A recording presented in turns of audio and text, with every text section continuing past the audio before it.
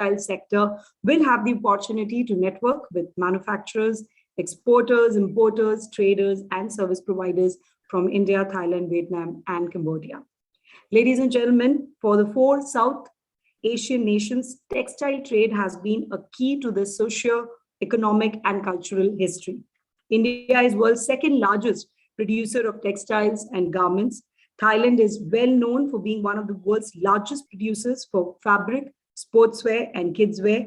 Vietnam's garment and textile industry is the second largest export turnover in the country, while Cambodia's garment manufacturing industry is highly unified into globally supply chains. At present, it makes immense economic sense to explore each other's strengths and collaborate.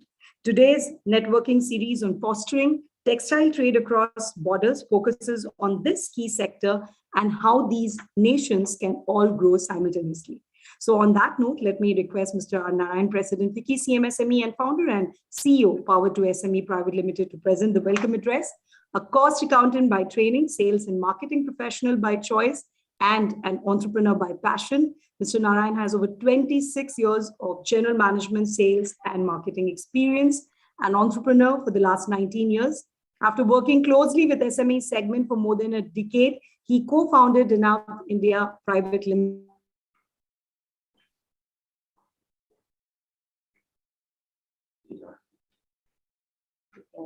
Limited, India's largest sales enables to be a board member. Over the first 13 years as the CEO of the company, before of course laying the foundation of Power to SME, the first buying club for small and medium enterprises in India, which was awarded the Forbes India Leadership Award for Outstanding Startup in 2018 under his able leadership. He was also recently declared the Entrepreneur of the Year and is a recognized thought leader across policy, SME, and entrepreneurial platforms. I'll now request him to present the welcome address and set the tone for the session. Thank you so much, Diksha, for that.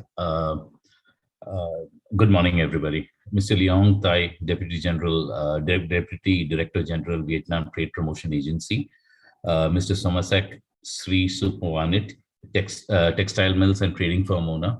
Suran Pet Textile Mill, Kim Non Chung, Textile Company Limited, past President, Thai Textile Merchant Association, Thai Weaver Association, Mr. Deepak Tirumalai Raju, Branch Director, Da Nang, Hanoi, and PPJ International, Ms. Monica, Vice General Secretary, Garment Manufacturing Association in Cambodia, Mr. Prashant Agarwal, Joint Managing Director, Wazir Advisors Private Limited, India, partners, friends, and colleagues from the industry.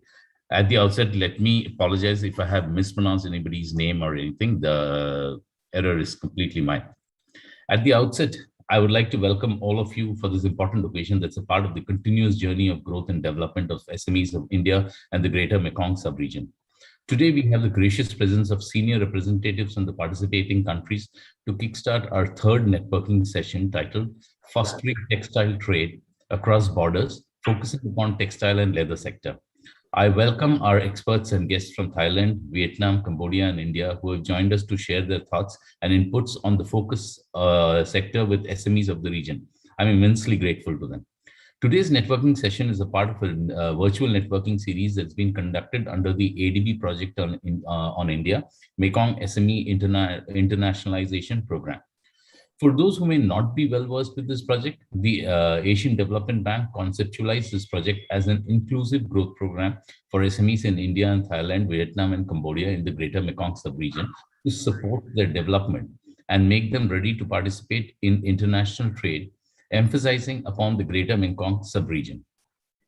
Creating networking opportunities has been one of the key objectives of the program.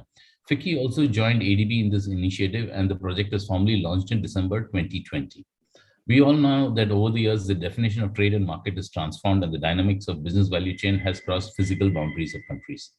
The concept of complete production of a product at a single location has now shifted to a diverse arrangement of sourcing of raw material, processing, and developing of the final product. This new arrangement of the value chain has been accepted globally across sectors, including the textile sectors.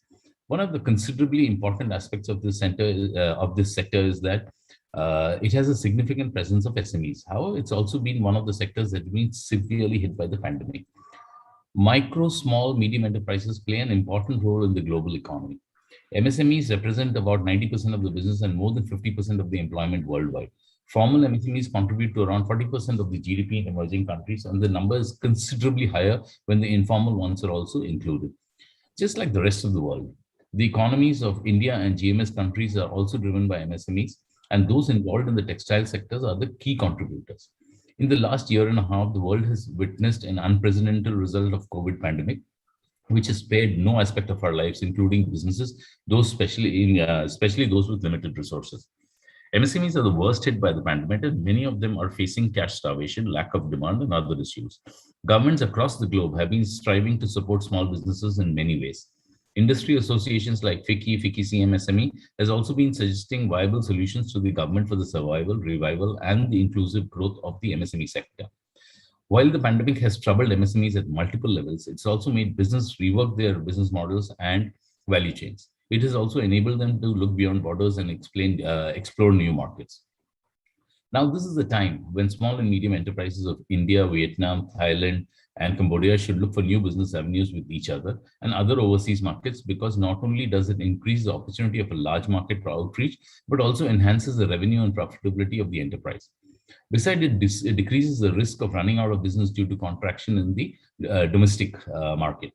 The export will not only enable the MSMEs to utilize their maximum productivity, which in turn enhances the cost of competency of the enterprise, but also encourages enterprises to improve upon quality and standards that they need to reach the next level. In this background and keeping MSMEs in view, last year FICCI joined the initiative of ADB, which has been the driving force of various development work in Asia. And today, the third networking session is being conducted with a focus upon the textile sector. I would like to highlight a few important statistics of the Indian textile and clothing sector. India is the world's second largest exporter of textiles. India's exports of textiles, including cotton yarn, fabric, handloom products, etc., stood at US 2.99 billion as of June 21. India's textile and apparel exports to the United States, its single largest market, was up by 55% in the first 7 months of 21. The share of the Indian textiles apparel exports in mercantile shipments was 11% in 1919-20. India's home textiles exports grew at a healthy rate of around 9% in 21 despite the pandemic.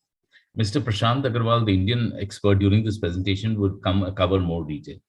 There are lots of initiatives being undertaken by the government to promote the sector. The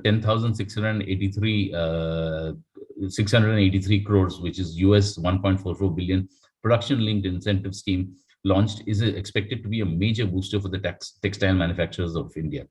The scheme proposes to incentivize MMF, which is man-made fiber apparel, and MMF fabrics, and 10 segments of the technical textile products. India is also working on major initiatives to boost its technical textile industry. Owing to the pandemic, the demand for technical textiles in the form of PPE, suits, equipments is on the rise.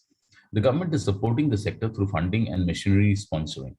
Besides, 100% FDI through automatic routes is allowed in textiles in India. India also enjoys a comparative advantage in terms of skilled human resources and cost of production relative to major textile producers. Not only in India, but in the textile sector also has been very prominent in Thailand, Vietnam, and Cambodia. Keeping the immense potential of the sector in view, we are focusing today's networking session on the networking series to connect SMEs involved in the textiles sector with their counterparts in the focus countries of the program, that is Thailand, Vietnam, Cambodia, and India. I'm sure today's networking event will help businesses to connect with potential partners and grow together. I'm glad that FICCI CMSME is a part of this great initiative and the Asian Development Bank to support the SMEs of the region. For those who may not be well versed, FICCI CMSME is an allied body of MSME arm of FICCI, a premier national industry chamber of India. Through FICCI CMSME, FICCI has been catering to the MSMEs of India for sustainable growth and inclusive development. Today, as mentioned, we have been joined by senior representatives and experts from each country who will be ensuing deliberations. Will be covering a detailed overview of the textile sector in their respective countries and possible opportunities, including in India. I express my sincere gratitude to each one of you once again to make it convenient to join us today. Without the support of all the stakeholders, it's not possible to achieve the objectives of this initiative. And I'm pleased to see not only FICCI, but this initiative being supported by White India-Thai Chamber of Commerce, Indian Business Chamber in Vietnam, World Trade Center to organize this networking event. On behalf of FICCI, CMSME, and FICCI, I'd like to express sincere gratitude to each partner for their valuable contribution. Without their support, it would not have been possible to organize a program of this nature in the region. I'm sure that our esteemed speakers from India, Cambodia, Vietnam, Thailand, and ADB would further elaborate upon the subject from the country's perspective, which would be very useful to all the participants. On behalf of FICCI and FICCI CMSME, I'd like to invite all interested SMEs to actively interact with other participants through the BIKE platform that has been designed for organizing networking events like this virtually. With these words, I'd like to conclude, but before I do so, I'd like to express my immense gratitude towards ADB for showing faith in FICCI for this developmental program. I would also like to acknowledge the role of PwC in this initiative. And last and not but the least, I'd like to thank all our partners once again for their support and contribution. I assure you that FICCI will continue to contribute towards the development of the MSME sector of the country through its MSME arm, FICCI CMSME. Once again, I'd like to welcome all of you to this third network event that we are organizing under the project with a focus on the textile sector, and I wish you all the very best for your journey towards internationalization. Thank you very much. Over to you, Diksha.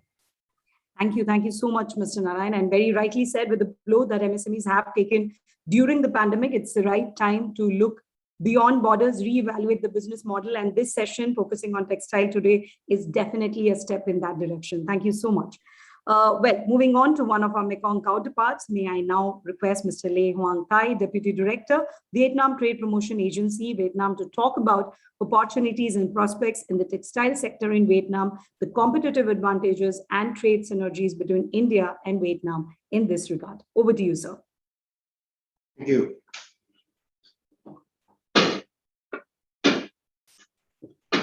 Kính thưa ông Narayan, Chủ tịch Liên đoàn các doanh nghiệp vừa và nhỏ Ấn Độ. Thưa toàn thể các quý vị đại biểu và các vị khách quý, cùng toàn thể các doanh nghiệp Ấn Độ, Campuchia, Thái Lan và Việt Nam tham gia hội nghị. Cục xúc tiến thương mại, Bộ Công Thương Việt Nam đánh giá cao sáng kiến của Liên đoàn các doanh nghiệp vừa và nhỏ Ấn Độ để tổ chức chương trình kết nối giao thương trong lĩnh vực dệt may. Đây là lĩnh vực có nhiều triển vọng hợp tác cho các doanh nghiệp Ấn Độ và doanh nghiệp các nước tiểu vùng sông Mekong. Dệt may là một trong những ngành kinh tế quan trọng tại Việt Nam với 2,6 triệu lao động. Ngành cũng đang giải quyết gần 5% tổng số lao động của cả nước. Đây cũng là ngành hàng xuất khẩu chủ lực của Việt Nam và giữ vai trò quan trọng đối với sự tăng trưởng của nền kinh tế, chiếm khoảng 12 đến 16% tổng kim ngạch xuất khẩu của cả nước. Những năm gần đây thì ngành dệt may đã có những bước tiến tích cực cả về sản xuất và xuất khẩu. Trong đó tốc độ tăng trưởng trong sản xuất ngành dệt may bình quân đạt giai đoạn 2016-2020 đạt 7,9% một năm. Trong bối cảnh các nền kinh tế ở khắp nơi trên thế giới thì đang phải đối mặt với nhiều khó khăn và thách thức bởi đại dịch Covid-19. Việt Nam nói chung và ngành dệt may nói riêng cũng không phải là một ngoại lệ. Năm 2020, ngành dệt may là một trong những ngành chịu tác động tiêu cực và kéo dài của dịch Covid-19. Tuy nhiên, 9 tháng năm 2021, ngành dệt may đã có nhiều tín hiệu khởi sắc hơn so với cùng kỳ năm trước nhờ chuỗi sản xuất phục hồi với đơn hàng truyền thống tăng trở lại.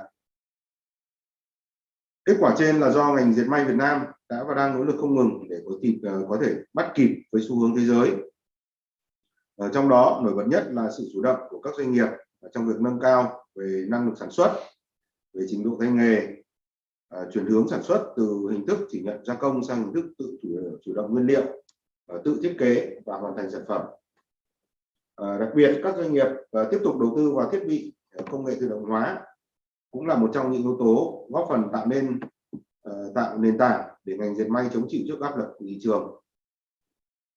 Ngành dệt may Việt Nam và Ấn Độ cùng các nước tiểu vùng sông Mekong khác như Thái Lan, Campuchia thì đang có nhiều dư địa để liên kết cùng phát triển. Nhất là trước tình hình dịch Covid-19 còn nhiều diễn biến khó lường, sự hợp tác của doanh nghiệp dệt may các nước này sẽ góp phần không để cho chuỗi cung ứng ngành dệt may bị đứt gãy, cũng như cải thiện các cơ chế hợp tác trong các chuỗi công nghiệp dệt may, tranh thủ chia sẻ lẫn nhau về nguồn nguyên liệu đầu vào, máy móc thiết bị phục vụ sản xuất, nguồn nhân công và thị trường tiêu thụ hàng hóa của nhau, cùng hướng tới sự thay đổi. And we are going to look at the positive change for the industry.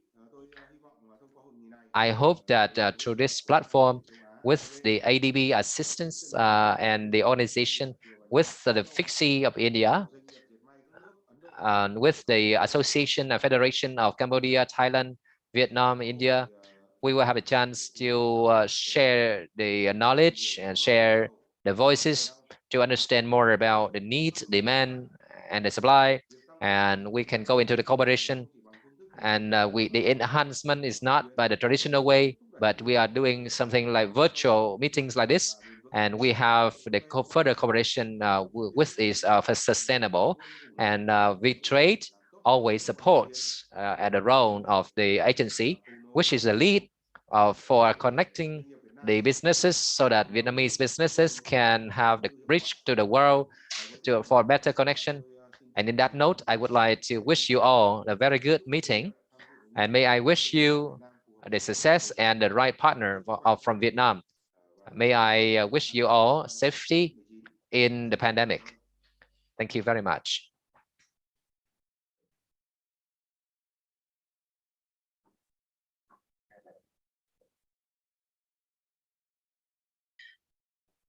Thank you, sir. Diksha, now you can take over. Yes, thank you. Thank you so much. Thank you so much, sir, for that. From Vietnam to Thailand, may I now request Mr. Somsak Srisunponawit, Textile Tail and Trading Firm owner, Suratanapat Textiles Mill, Kim Moanchan Textiles Co. Limited, past president, Thai Textile Merchant Association, Thai Weaver Association, to share his perspective on growth trends in the textile sector along with investment opportunities. And my sincere apologies if I got the pronunciation wrong at any point. Thank you. Thank you. Yes, yes. Good morning.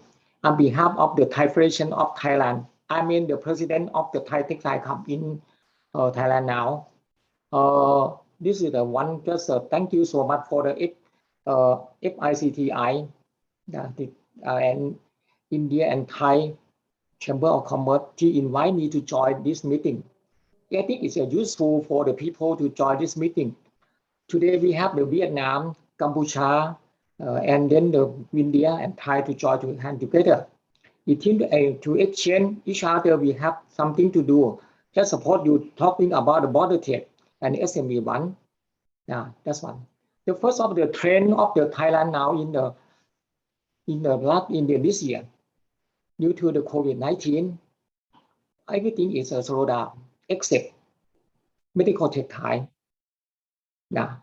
So it's the make one or the hygiene one. So that the business is going on by this one. And then about the global warming, we need to keep the warm.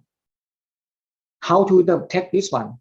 That is the how to producing the textile.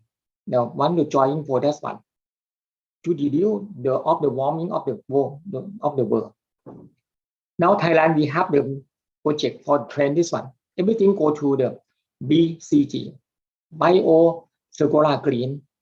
It means for the textile one we use the recycle support by the PET bottom. Thailand we have many big of the factory to do that one. We were the small one to recycle for the PET PET to become the polyester fiber.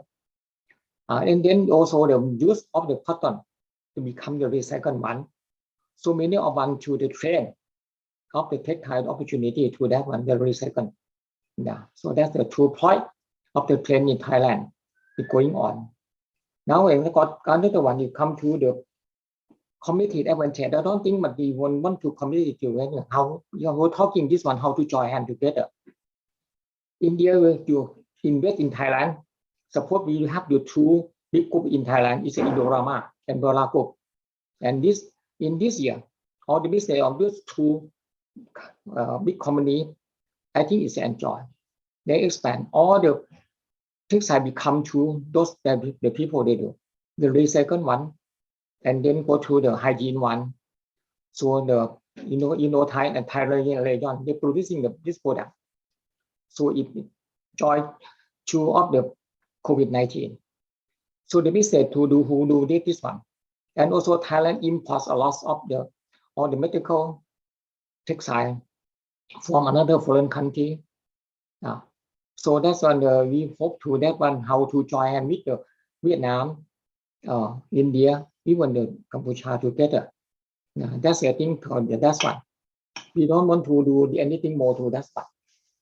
Another one is go to how to make the cooperation together. I hope that in the investment from India, even if we try handle the Vietnam, belong Thailand in the ASEAN. We have the FTA between the ASEAN and Pacific with the India. So it means we the free trade together. So we can choose this or advantage to join hand together.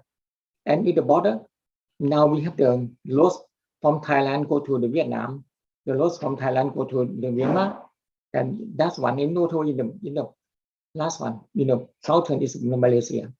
So we join with the Laos and Cambodia, and then with the Vietnam. So that's the one thing how to join. You don't want to work the competitive. So Vietnam is all the big trader together. We import a lot from the Vietnam. Also, we export more to Vietnam also. India also we have the good opportunity to invest in Thailand now. India have a lot of the technology, especially for the hygiene one, the medical textile one. So what will be the chance? The export and import in this year increased from last year to another 13% increase one. And so the import also the same increase again. That's the situation in Thailand now. Thank you so.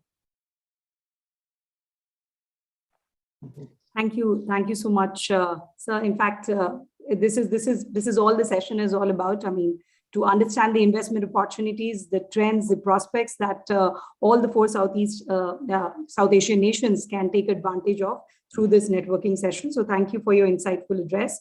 May I now request Mr. Deepak Thirumalai Raju, Branch Director, Da Nang Hanoi for PPJ International Power to SME Private Limited, Vietnam, to share his thoughts on the subject. Mr. Deepak has 25 years of governmenting experience across Asia with in-depth knowledge on sales and back-end manufacturing. Over to you, sir.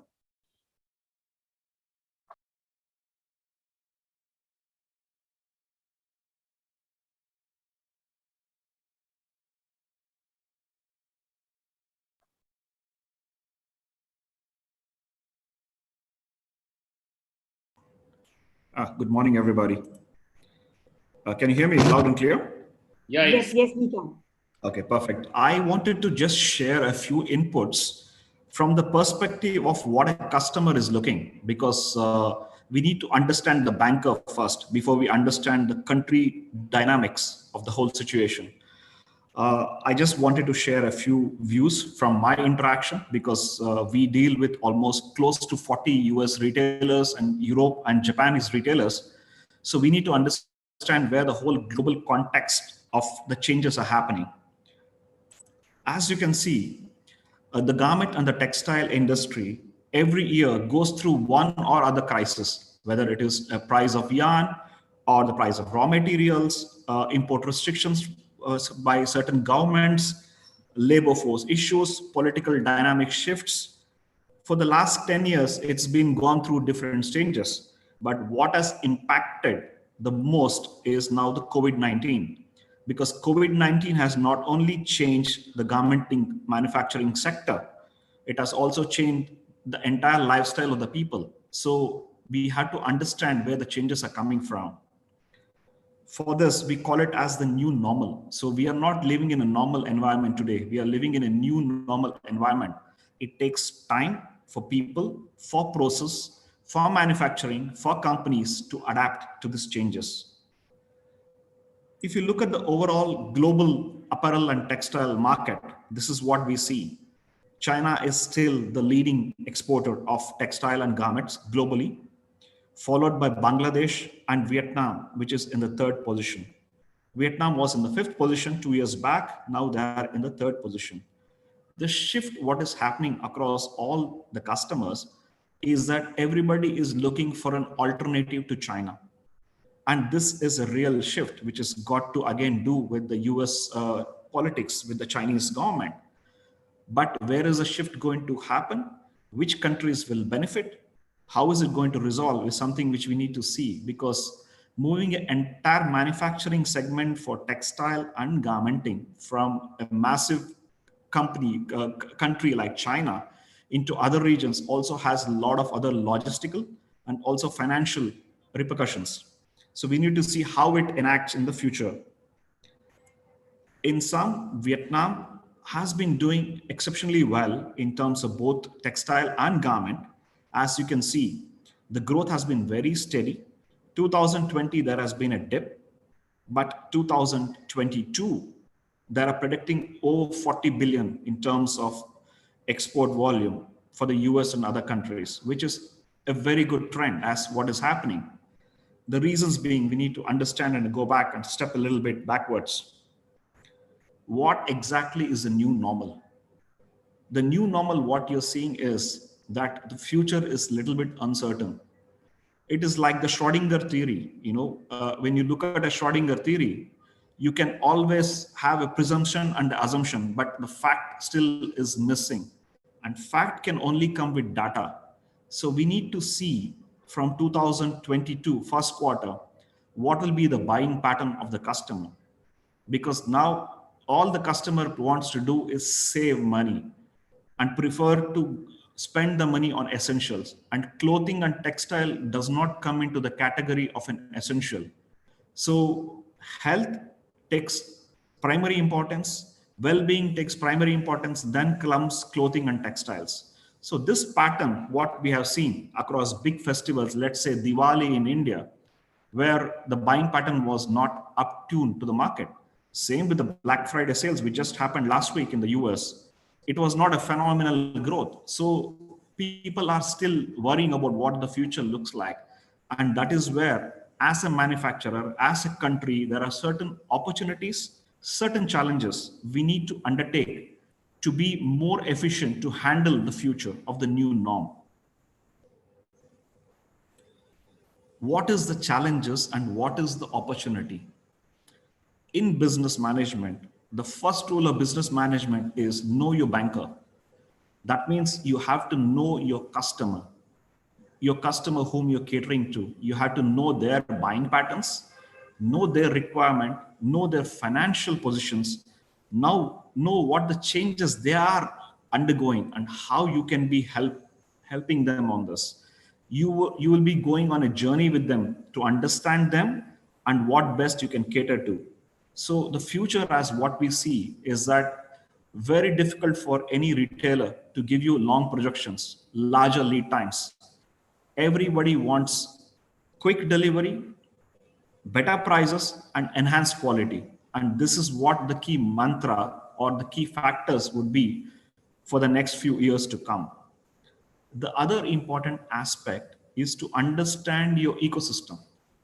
Vietnam as a country is very stable on the political front, on the manufacturing front, but Vietnam still imports 80% of the raw materials, the fabric and the trims. So if you do not be in sync with your ecosystem, with your supply partners, with the logistic issues, you will never be able to cater to the customer. So it's very, very important, like how even Mr. Narayan also mentioned, that partnership is the key for the future. How can countries collaborate to be enhanced as one single force to the customer is the key factor, which is going to determine the business for the future.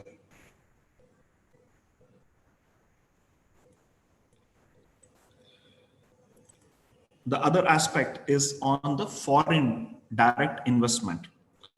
Normally, Vietnam was perceived as a country for cut and sew, means basically perceived as a country for making the end product. 80% of the fabric and the trims were still imported into Vietnam. But recently, what we have seen in the last 2 years, there has been a tremendous input into the front end of the business. That is yarn manufacturing, textile manufacturing in Vietnam. This is a phenomenal growth where the country could be very, very strong going forward to handle the uncertainty of the market. The other important aspect, which I have never encountered in my career so far in the last 25 years, is that textile and garment industry was always a touch and feel industry. right? As long as you don't feel the product, don't touch the product, don't review the product, you cannot market. That was the concept. But what did the pandemic show us? That workforce, there is a direct labor which sits on the machine and produces the garment. There is an indirect labor, like your designers, your finance team, your logistic team, your merchandisers.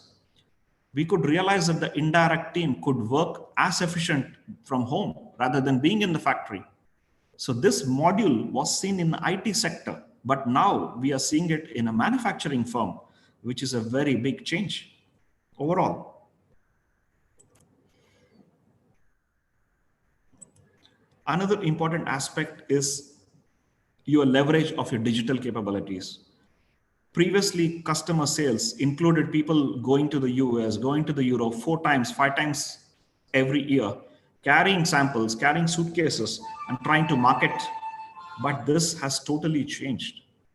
Now you have video presentations, you have 3D sampling, you have things called as browseware, where you can actually see a model wearing your garment, your fabric, and walking around. You don't have to be in front of the person anymore. So we call it as a digital marketing, and this would continue to remain in force for the future. The last aspect of it, which I wanted to touch, is clean manufacturing. Manufacturing comes with a lot of responsibility.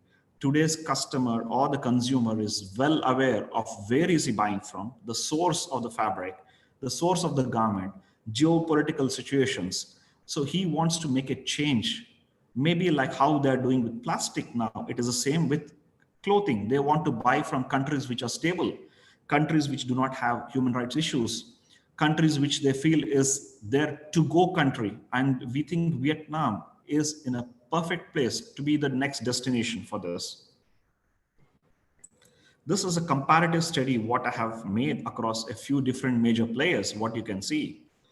What is very important for any retailer or a consumer when you talk to them, they talk about one aspect which is called as the easy button.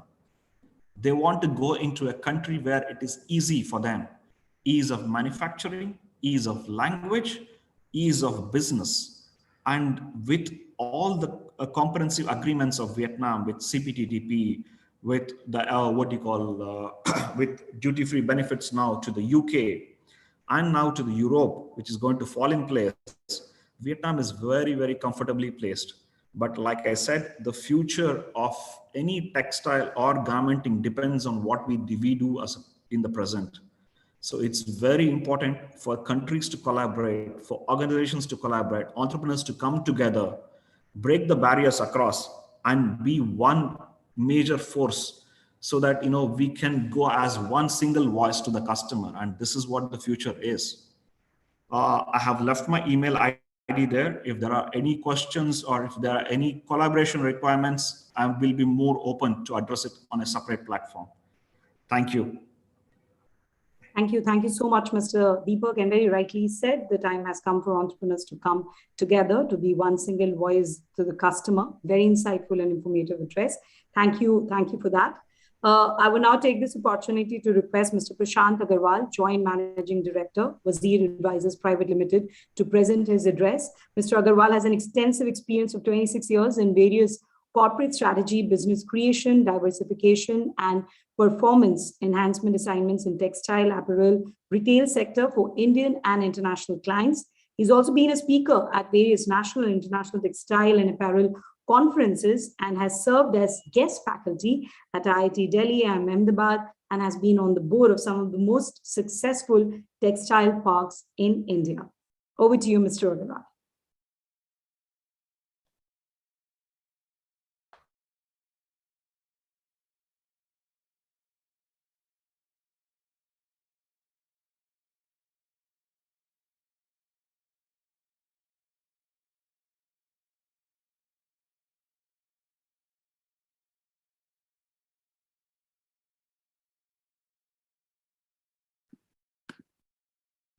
Yeah, good morning, everyone.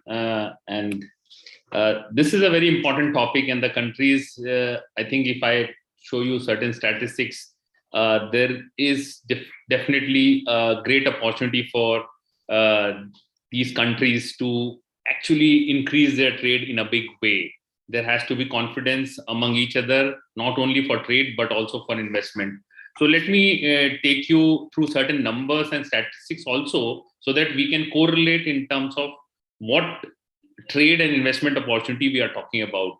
The contents of my presentation will be Indian domestic market overview, global trends in textile and apparel industry, textile and apparel trade between India and GMS countries, Greater Mekong sub-region, comparative cost matrix, existing trade tariff rules between India and GMS countries, way forward for collaboration for mutual trade and investment growth. Now, let's understand first in terms of how Indian domestic market is huge and growing. This is a very important segment. The way a Chinese domestic market is big, till now people were focusing on US and Europe as big markets for growth. But our region, the Asian region, is also growing in a big way in terms of domestic market. And India as a country has $106 billion of textile and apparel domestic industry at a MRP sales level, at a retail sales level. Out of this $106 billion, $78 billion is garment or apparel sales. Technical textile is $20 billion and home textile is $8 billion. And while there was an aberration due to COVID last year, but again, the way things are growing, going forward, if we take a CAGR of 10%, Indian domestic market from $106 billion will move to $190 billion by 2025. So it's a huge growth. So anybody who talks about India has to see India from a perspective of manufacturing destination also as a big market for brands in various countries to come over and sell their products in India in different segments. And today we are talking about textile and apparel segment. Now, let's understand key global trends which are impacting the market scenario of global trade today. Deepak ji talked about some of those. We are talking about first is evolving consumer and retail trend. So whatever product and market segments that we want to focus, health, hygiene, safety is a major criteria.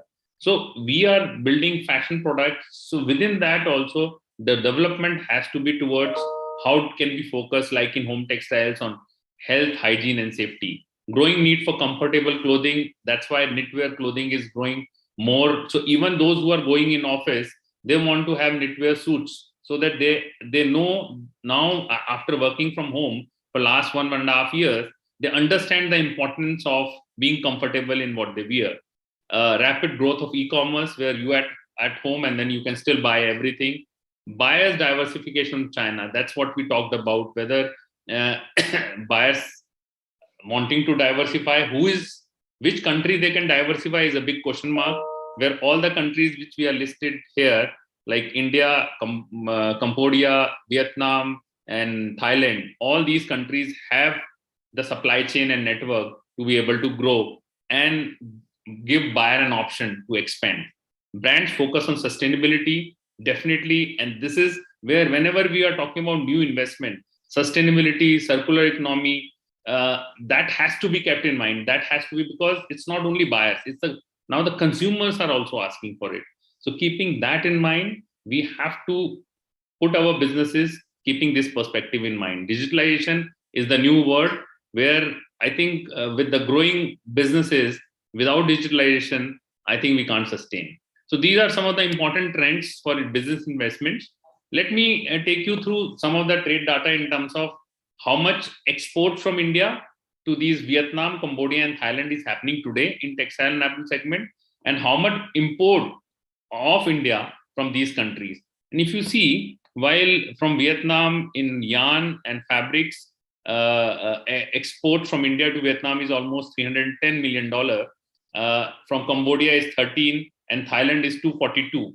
While India also import more than that from Vietnam, almost $353 million, Cambodia $20.4 million, and Thailand $81.1 million.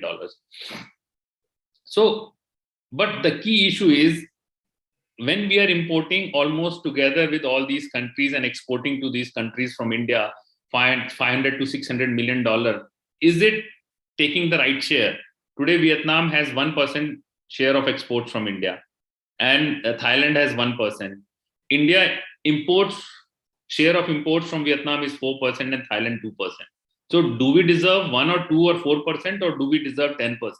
Is the key that all of us as a countries have to think together that how we can gradually move from 1-2% to 10%, and which is clearly possible because we have synergies in a lot of areas which we talk about. And I will because as India has almost an export of in textile and apparel segment of $37 billion, and doing a trade of 500-600 million out of $37 billion is too minuscule. And similarly, Vietnam and Cambodia and Thailand also have a lot of potential, which I will talk about in opportunities segment here. Comparative cost.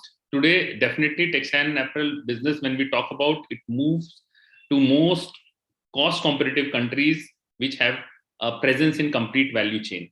So today, India has labor wages, power costs, water costs, and lending rates. All are competitive.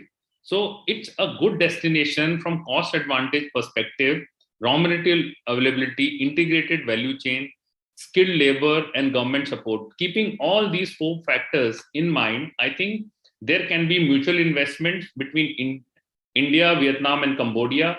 Vietnam, Cambodia, and Thailand companies can come over and invest. And I will talk about some of the government policies and incentives which are supporting. And the good part for India is that government does not discriminate between Indian and foreign investors. Whatever facility an Indian investor gets in any state, similar kind of facilities you get, any international investors will get, and the response may be a little better than what an Indian investor will get. So that way, India is a really good country to invest. Now, and there are existing trade tariff rules between India and GMS countries. India and ASEAN free trade agreement exist. But if you see, I have put some numbers also here, where you will see when we say free trade agreement, it's not absolutely free. They have defined in different categories from Vietnam, Cambodia, and Thailand import duty of GMS countries. So suppose India is exporting to these countries, these are the tariff rates. For example, polyester filament yarn, if we export to Vietnam, we have 3% duty. Cotton fabric is 0. Synthetic fabric is 7.5. Cotton shirts and synthetic shirts is 8%. So while we are talking about free trade agreement, I think we have to open our mind as true partners and see that even all these import duties can be completely eliminated, while we can keep a kind of country of origin rules which are strictly followed in terms of, so that these countries do not become a via media for other countries to exports to India. But there has to be a solid trade agreement where even these duties, India also has import duties, if you see in garments to the extent of 20%, cotton fabric to the extent of 5%, polyester filament to the extent of 5%. So it's not that India has zero duty and other countries, so it's a reciprocating way. So I think if we have a strategy in place in terms of how these countries can trade together and we really put our mind into it, even these duties can be phased out over a period of time. And last, I think my slide, again with the numbers which I have already given, talks about way forward for collaboration for mutual trade and investment. If you see in terms of trades, as I talked earlier, India is really good in yarn and fabric area, and India exports. India has a complete supply chain. It's a big manufacturing. So what India produces, 80% of it is consumed within the country. So if you talk about yarn, India is one of the largest exporter in the world of yarn. $3.7 billion worth of yarn is traded globally by India. And GMS share for India's exports is only 4.4%. Can we talk about taking it to 10%? And while we know, because this product is exported worldwide, the quality is good, we are cost competitive, but I think we have to see from other strategic and trade frontiers that how understanding between GMS countries can improve, so that this share suddenly can go to, you don't need to do a lot of work. 4.4% can go to 10%, which is not a big deal, because here we are talking about a competitive product. But these understanding between countries has to really improve to take it from 4.4% to 10%. Similarly, in fabrics, as we know, Vietnam, Cambodia, they both are one of the biggest manufacturing destinations for garments. Already, Vietnam is breaching $40 billion worth of exports trade in terms of garments. So can we talk about that, how the fabric, yarn and fabric can be supplied from India, garments can be made in Vietnam and exporting to the world. So similarly, and if Vietnam, Cambodia and Thailand has good manufacturing capabilities in garments, why then they cannot come to India and invest in India in a big way in garment manufacturing, so that one can take care of domestic market as well as exports from India. So these are important opportunities when you talk about trade. When you talk about driving mutual investments, I think one of the important areas where India has huge opportunity for these countries to come and invest in garmenting. India has come out with certain schemes, like India is very good in cotton. India has good raw material in polyester and MMF based segments, but we have less capabilities in terms of fabrics and garments. And that's why production link incentive government has come out with. It's an extensive scheme with a huge package. And then India has also come out with scheme called Mitra, which they are going to announce. It's going to pass in next 1 or 2 weeks from the cabinet, where we are talking about setting up 7 big mega textile parks of 1,000-acre plus. The kind of parks which you can see in Vietnam. Vietnam has developed because of those successful parks which have best infrastructure in those countries. So similar kind of parks can come, and one can talk. Thailand, Cambodia and Vietnam can talk to certain state government and say that in these parks, we'll have a pavilion which only takes care of Vietnam, Cambodia and Thailand for the investments in India. Spatial cell, which takes care of the need of not only the investment for the people in terms of how their fooding habits and everything. So it's a complete ecosystem to be developed, which can be done in these Mitra parks. State policies are really, really conducive. And as I told you, state governments are really welcoming. You don't have to look towards India as one. You have to look towards India as different states also, and see that where for your product, which are the best states to invest.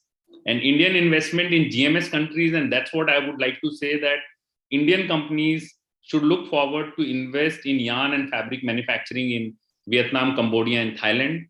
As we talked about in earlier session, Thailand is also more towards recycling, sustainability. So we should think of investing in those kind of product segments in Thailand. So Indian companies can go and invest in yarn and fabric, which they are very competitive, and then get the garment made in Vietnam, Cambodia, and then export from there. So I think I have just put together in terms of what are the opportunities for MSME and other manufacturers, because this is one segment, textile and apparel industry, which MSME have a big role to play. And India, 85% of textile and apparel industry is MSME. So from keeping that perspective in mind, I think there are a lot of collaboration opportunities. We have to look deeply and see that how it can be enhanced. I think FICCI, ADB, all of you have a big role to play in this collaboration. And we as Wazir advisors, because we consult ministry also, we work with corporates to actually help them set up factories. Any queries from that perspective are more welcome, because once queries are rightly answered, then only trade and investments go forward. With this, I thank FICCI and ADB for giving this opportunity, and we hope that trade between these countries will improve in times to come. Thank you. Thank you. Thank you so much, Mr. Agarwal. And absolutely, plenty of opportunities in store. The need of the hour is to capitalize on them. A very informative presentation, I would say. Thank you once again. May I now request Mr. Monica Kain, Vice Secretary General, Garment Manufacturers Association in Cambodia, to share his perspective and thoughts with us. Good morning, everyone. I hope you all can hear me clearly. Can you hear me? Yes, yes. Okay, my name is Kang Monica, Deputy the Secretary General of the Garment Manufacturer Association in Cambodia.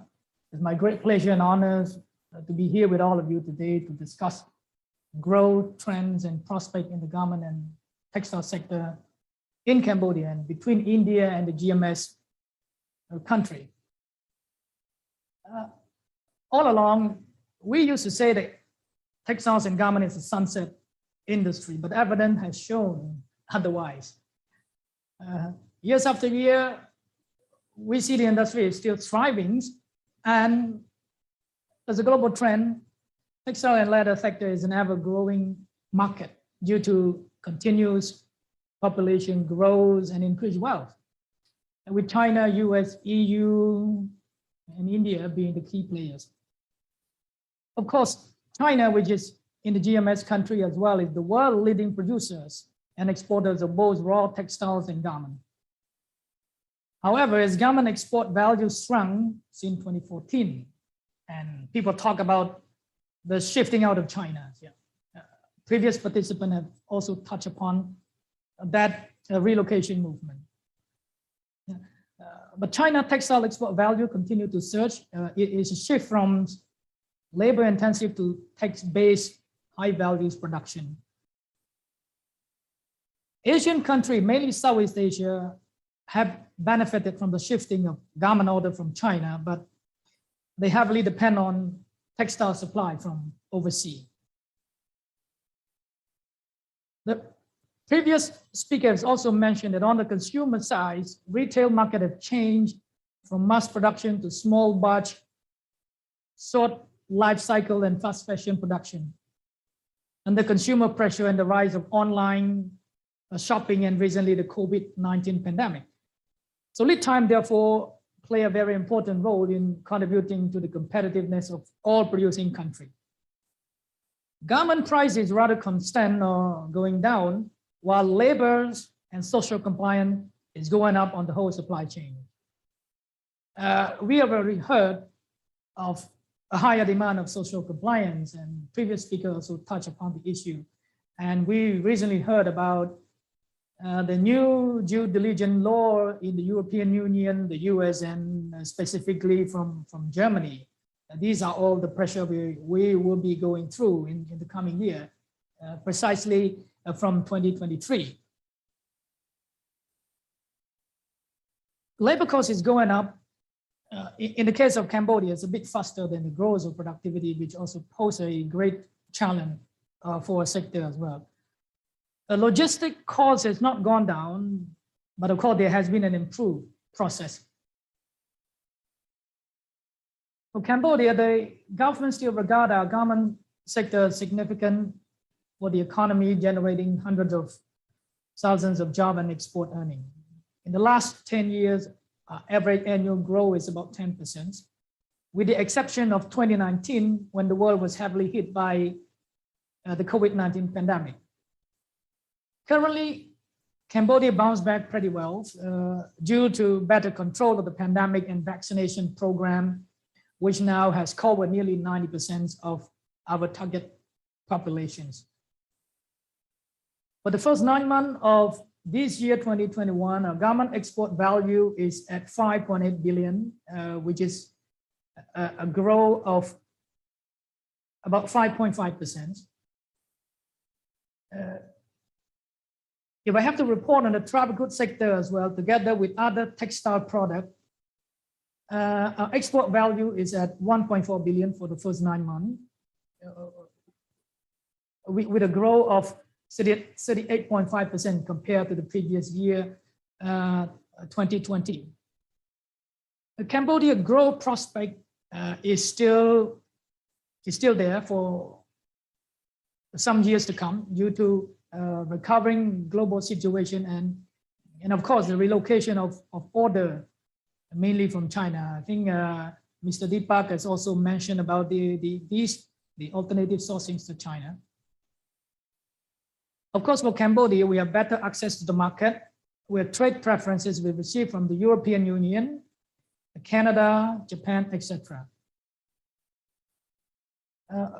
Which all this contributes to our national competitiveness. We have also focused strongly on strengthening national competitiveness with the recently adopted new investment law, which provide further incentive for investor. And we also plan the imminent launch of the garment, footwear, and travel goods sector development strategy. As you all know, Cambodia is an export-oriented garment producing country. We are not a textile producing country. We virtually have no textile production and little accessory to support our sector. Our sector is also dominated by foreign investors, mainly from Greater China, which include mainland China, Taiwan, and Hong Kong. Also investors from South Korea, Malaysia, and some other foreign countries. With this investor origin, there's no doubt that most of the raw material, especially textiles, maybe about 80% come from those countries, as they also produce textile, mainly China, South Korea, Taiwan, and Malaysia. Import of textile material, both woven and knit, from India still account for a small portion of our total export, as we saw from the previous presentation. I think it's about 30 million. From the association perspective, providing alternative sources of supply to all of our members would be mutually beneficial. We therefore stand ready to cooperate to promote trade among our country. Anyway, one of the major challenges we face is that almost all our factories here have headquarters overseas, where marketing, financing, and sourcing of raw material are handled there. With this, we are willing to listen to advice and suggestions from our partners on how to materialize this trade promotion, particularly the sourcing of more fabric from India. Moving forward, it is very important, especially for Cambodia, to increase integration and build a kind of food service alliance, in this case among the Greater Mekong sub-region country, in order to respond to the ever-increasing demanding market. We look forward to a deeper relationship and alliance building between garment factory in Cambodia and textile mill from the Greater Mekong country, especially India, in a bid to build somehow virtual vertical factory capable of offering full service to the world leading garment buyers. Thank you very much. Thank you. Thank you so much, Mr. Monica. And in fact, thank you to all our esteemed dignitaries for this networking session, because this has been a very insightful and a very informative session. And it has also paved way for the networking session that lies ahead now, wherein participating SMEs and guests will have the opportunity to network with exporters, importers, and experts from India, Thailand, Vietnam, and Cambodia. The virtual networking lounge will also have a facility wherein you can search the profile of participants and interact with them. So you get a chance to put forth your questions also that you want to ask based on the inaugural session. So 4 EXIM info desks for India, Vietnam, Thailand, and Cambodia have been set up for the participants to get information on the EXIM procedures, documentation, regulation, and tariffs. So do take advantage of wonderful networking session and have a great day ahead. I would once again like to thank all our esteemed dignitaries and our partners, our esteemed guests, for this wonderful session. Thank you, everyone.